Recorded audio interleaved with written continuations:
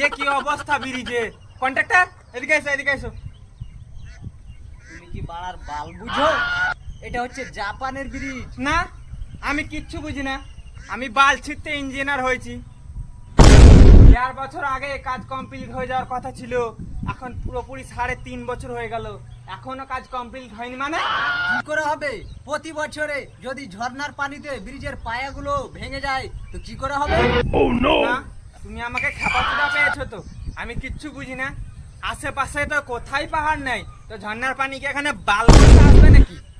Contractor 1 মাসের মধ্যে বলে যেন কাজ কমপ্লিট হয়ে যায়। তুমি ইঞ্জিনিয়ার না বাড়ার বাল? আমি বানা পারলাই যে আমার সাথে ফেজলেমু করে তা তুলে দিবি, একদম যেন তৈরি হয়ে যায়। চললাম আমি।